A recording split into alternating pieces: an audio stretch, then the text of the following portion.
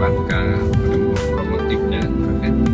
Pola hidup modern telah mengubah sikap dan perilaku manusia sehingga terjadi peningkatan penyakit tidak menular. Penyakit tidak menular seringkali tidak terdeteksi karena tidak bergejala dan tidak ada keluhan.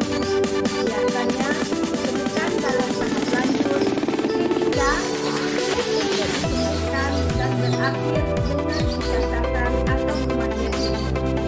Inovasi kampung Merpati Cerdik merupakan upaya dalam pengendalian penyakit. Salah satu masalah yang dihadapi dalam pembangunan kesehatan saat ini adalah terjadinya pergeseran pola penyakit dari penyakit menular ke penyakit tidak menular.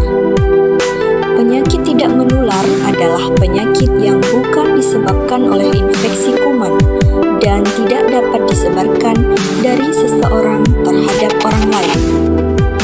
Terdapat 4 tipe utama penyakit tidak menular, yaitu penyakit kardiovaskuler, kanker, penyakit pernapasan kronis, dan diabetes.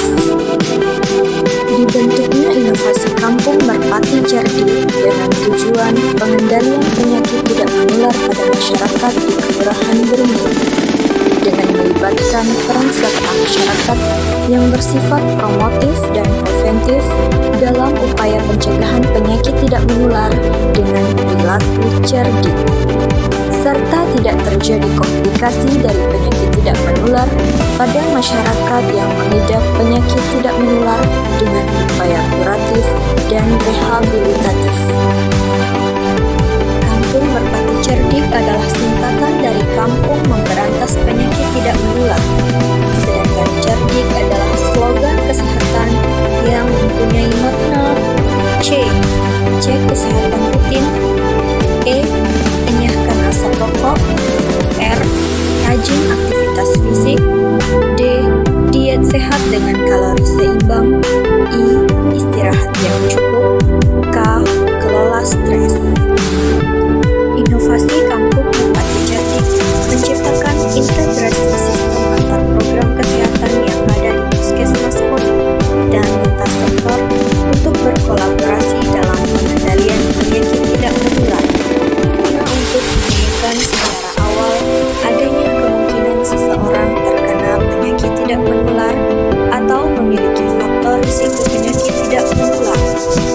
Deteksi dini faktor risiko penyakit tidak menular dilakukan melalui kegiatan Posyandu Penyakit Tidak Menular, Posyandu Remaja, Posyandu Lansia, dan kegiatan yang ada di masyarakat. 2. Edukasi kesehatan penyakit tidak menular. Edukasi kesehatan dilakukan dengan cara memberikan pendidikan kesehatan tentang penyakit tidak menular kepada individu, keluarga, kelompok, dan masyarakat. 3. Terapi komplementer. Mengajarkan cara mengatasi penyakit tidak menular dengan terapi komplementer, yaitu jenis pengobatan non-farmakologis atau pengobatan penunjang yang dilakukan bersamaan dengan terapi farmakologis. Contoh terapi komplementer yang dilakukan diantaranya adalah senam pagi diabetes dan pemanfaatan tanaman tradisional. 4. Melakukan aktivitas fisik bersama. 5. Konseling dan rujukan. Melakukan konseling tentang hasil pemeriksaan screening penyakit tidak menular serta rujukan ke puskesmas untuk segera dapat ditindaklanjuti.